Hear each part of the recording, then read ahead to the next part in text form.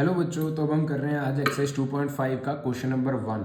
लेकिन एक्सरसाइज 2.5 शुरू करने से पहले आप मेरी इंट्रोडक्शन वीडियो ज़रूर देख लीजिए। अगर आपने वो नहीं देखी होगी ना तो इसका कोई भी क्वेश्चन बच्चों हो नहीं पाएगा, क्योंकि उस इंट्रोडक्शन वीडियो में मैंने आपको सभी प्रॉपर्टीज़ के बारे में एक्सप्लेन किया है कि 8 प्रॉपर्टीज़ हमें कौन सी इस एक्सरसाइज में यूज़ होंगी।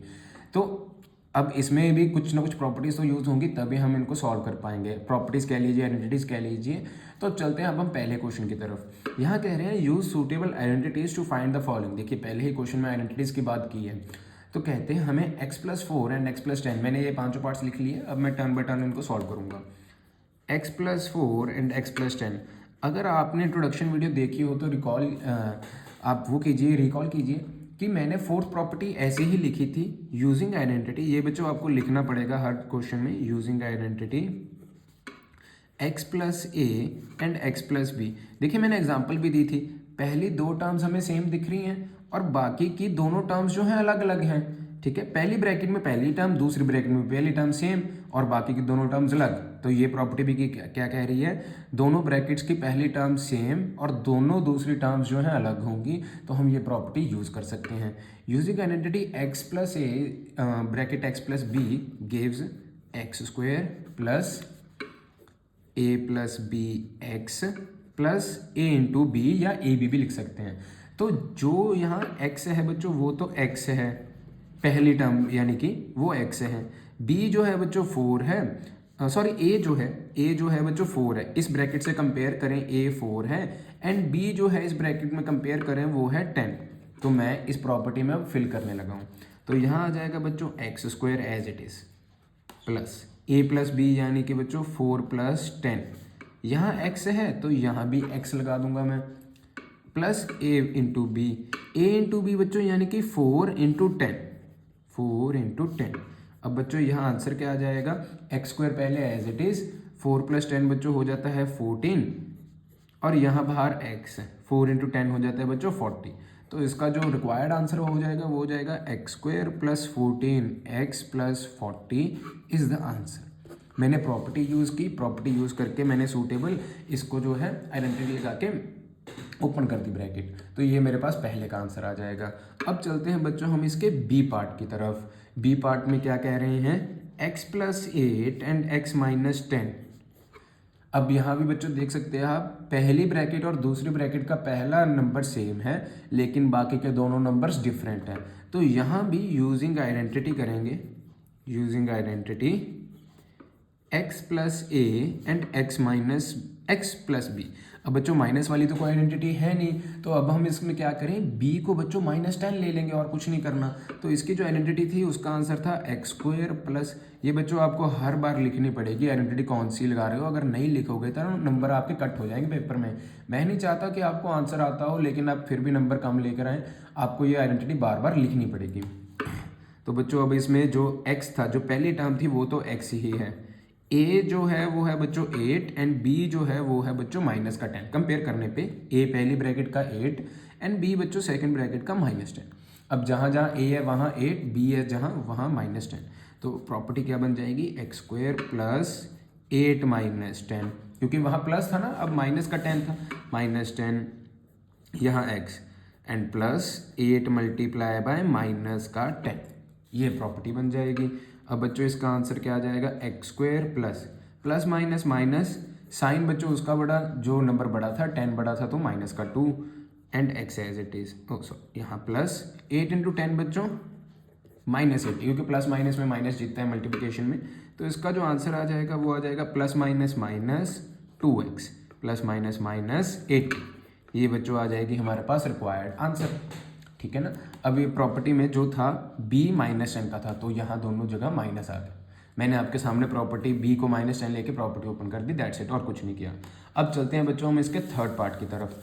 थर्ड पार्ट में कह रहे हैं 3x + 4 ब्रैकेट 3x - 5, इसको सॉल्व करना है। ठीक है, अब बच्चों यहाँ मैं थर्ड पार्ट एक बार फिर से लिख लेता हूँ। 3x + 4 and 3x - 5। बच्चों यहाँ भी आप देख सकते हो पहला नंबर दोनों ब्रैकेट्स का सेम है, तो तीसरी बार लगातार सेम प्रॉपर्टी यूज होगी हमारी और दोनों नंबर्स जो हैं अलग हैं। तो यहाँ लिख सकते हैं हम यूजिंग आइडेंटिटी और property x + a x plus b is equal to x square plus a plus b x plus a b. ये आइडेंटिटी यूज़ करेंगे जहाँ बच्चों x जो पहली टर्म है अब वो हमें 3x दी हुई है, a जो दूसरी टर्म थी पहली ब्रैकेट की दूसरी टर्म वो 4 है, एंड दूसरी ब्रैकेट की दूसरी टर्म जो इसको मैं b लेट करता हूँ वो है बच्चों -5।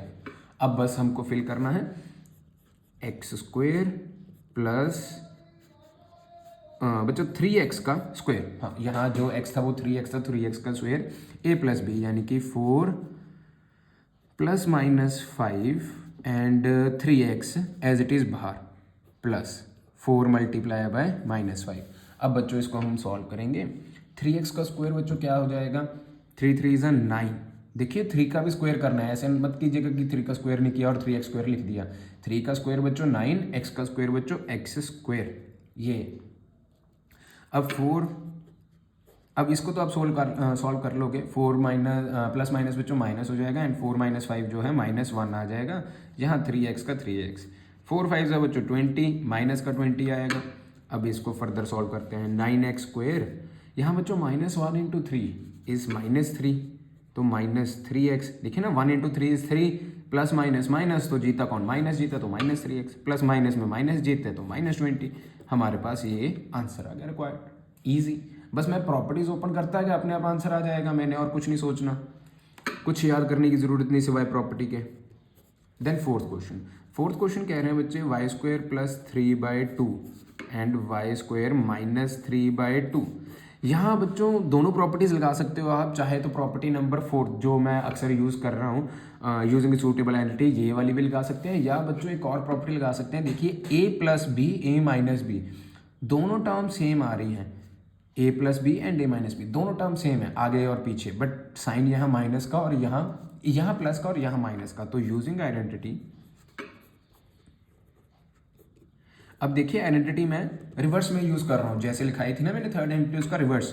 तो मैंने आपको कहा था कि आइडेंटिटी कैसे भी यूज़ हो सकती है, आपको ध्यान रखना पड़ेगा। देखिए दोनों टर्म सेम होंगी, लेकिन एक बार प्लस का साइन एक बार माइनस का साइन, इज इक्वल टू इसका जो आंसर आता है वो आता है x square minus y square. तो ऑन कंपेयरिंग बच्चों x की वैल्यू जो पहली टर्म थी वो आई वाई स्क्वायर। जो ये ना बच्चों एक्स वाई इनका मतलब होता है पहली टर्म और दूसरी टर्म, ये जनरल नाम दिए हुए हैं। आप यहाँ a plus b a minus b भी लिख सकते हैं, कोई दिक्कत नहीं आएगी, ये सिर्फ एक जनरल है। इनसे कंपेयर कीजिए, जो पहली टर्म है वो है वाई स्क्वायर, तो मैंने वाई स्क्वायर लिख दिया, और जो दूसरी टर्म है वाई, ये इनका मतलब दूसरी टर्म यहाँ कौन सी है 3/2। ठीक है बच्चों, अब यहाँ हमें x square minus y square लगाना है। अब मैंने यहाँ माइनस का 3/2 क्यों नहीं लिया, क्योंकि बच्चों प्रॉपर्टी में यहाँ एक प्लस है यहाँ माइनस है, वो प्रॉपर्टी मेरी सेटिस्फाई हो रही है, और यहाँ अकेला मैं वाई उठाऊंगा जो था 3/2 और यहाँ फिल कर दूंगा। एक्स यानी कि वाई स्क्वायर था जो, उसका होल स्क्वायर। देखिए एक्स जो वाई स्क्वायर है, एक्स का यहाँ स्क्वायर हुआ है तो वाई स्क्वायर का होल स्क्वायर, और माइनस का साइन सेंटर में बच्चों वाई स्क्वायर। वाई क्या था मेरे पास 3/2, तो 3/2 का मैं कर दूंगा होल स्क्वायर। अब बच्चों स्क्वायर का स्क्वायर, पावर की पावर्स हो जाती हैं आपस में मल्टीप्लाई, पावर की पावर आपस में मल्टीप्लाई, ये आपने 7th में सीख लिया होगा। एंड जो ये स्क्वायर है बच्चों अकेले अकेले पे स्क्वायर आ जाएगा, तो इसका जो आंसर आएगा वो आएगा y की पावर 4 2 2 ज़ा 4 माइनस 9/4। ये आंसर आ गया। अगर आपने दूसरी प्रॉपर्टी लगानी है बच्चों वो भी लग जाएगी, वो भी मैं आपको दिखा देता हूँ। यहाँ लिख देता हूँ अल्टरनेट मेथड। प्रॉपर्टी मैंने कहा था 2 लग जाएंगी, एक तो ये तीसरी प्रॉपर्टी बच्चों, एक प्रॉपर्टी नंबर 4 जो है using identity x plus a and x plus b. अगर बच्चों ये समझ आ गया तो आप ये पार्ट स्किप कीजिए और नेक्स्ट पार्ट की तरफ चले जाइए।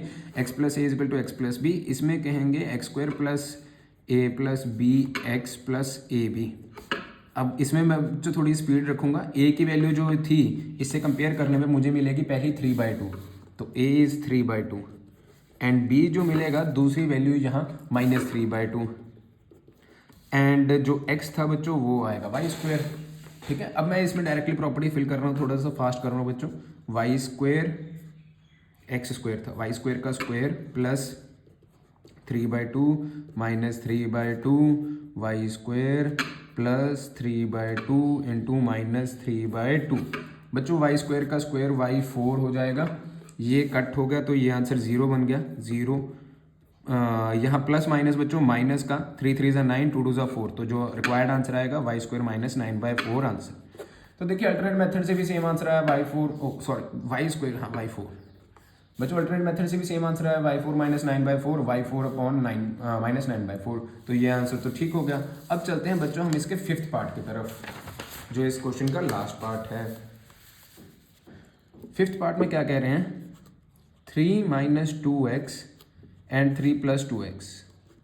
तो बच्चों यहाँ भी आप देख लीजिए पहली और दूसरी टर्म सेम है, माइनस का साइन प्लस का साइन, तो इस बार मैं एक ही प्रॉपर्टी लगाऊंगा, प्रॉपर्टी 3 यूजिंग आइडेंटिटी, जो मैंने इंट्रोडक्शन में तीसरी प्रॉपर्टी बताई थी वही लगा रहा हूँ।